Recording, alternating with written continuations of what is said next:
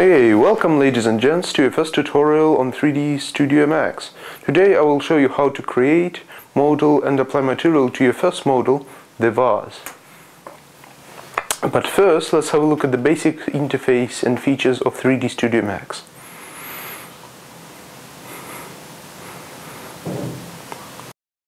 So let's have a look at the four main windows of 3ds Max you've got to work in. The first one is the 3D view, the side view, the top view and the front view.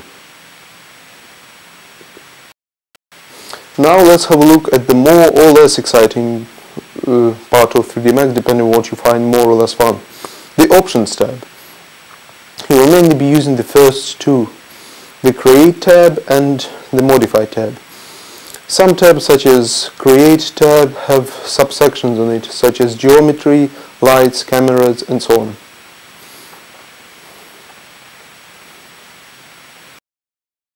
Finally, if we jump to the top of the 3D Max toolbar, you can see the three magic buttons: the Move tool, the Rotate tool and the Scale tool, also accessible via W, E and R respectively.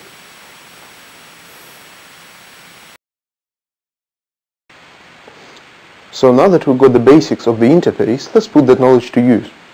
First we need to go to the Create tab, the Shapes subcategory, and we choose the Line tool.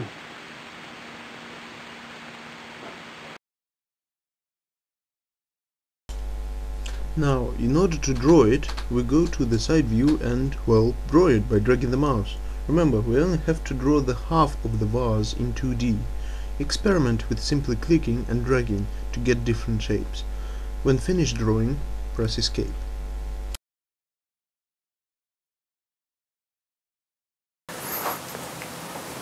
Now, in order to bring our creation to 3D, we have to use the Lathe Modifier. In order to do that, go to the Modify tab and choose the lathe from the modifier list. As you can see, the shape has transformed to the 3D one in 3D view.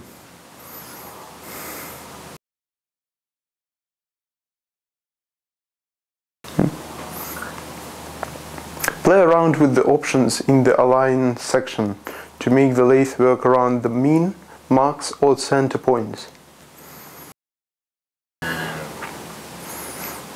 Now, as we need the vase to be hollow, we will go to the Create tab and select the Geometry.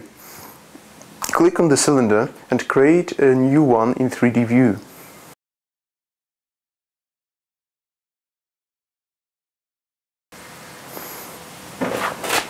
Make sure the cylinder is lower than the vase. If it is not, like this one isn't, you can edit it with the scaling tools.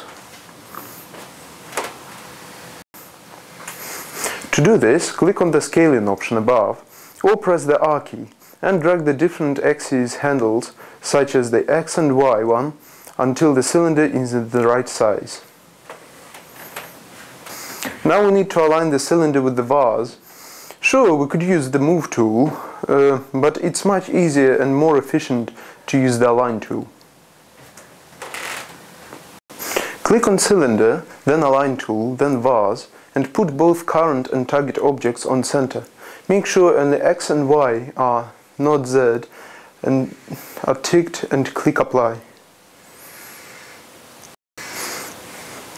Afterwards, untick the X and Y options and tick the Z option. Make sure that both current and target objects are set to maximum and click Apply and OK.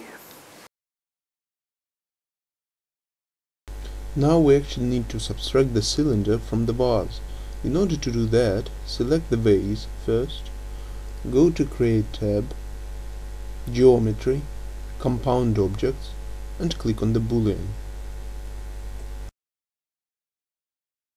Now all you have got to do is pick your operand B, which in this case is the cylinder. So go ahead, pick operand B and click on the cylinder. Congratulations, your vase is now fully modeled and can be rescaled, moved, rotated and textured, which is our next step. In order to apply texture, we first need to open the material editor. This is easily done by pressing the M button on your keyboard. For monkeys. What we see now is an advanced material menu which we do not need, so go to Modes and choose the Compact Material Editor.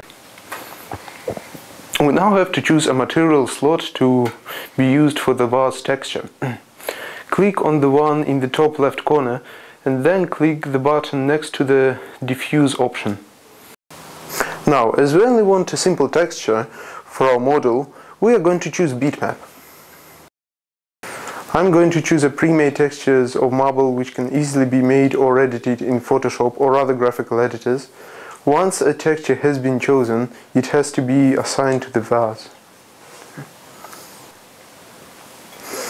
Select your vase if you haven't already, and then in the material editor, click the Assign Material to Selection button and the Show Shaded Material in Viewport button.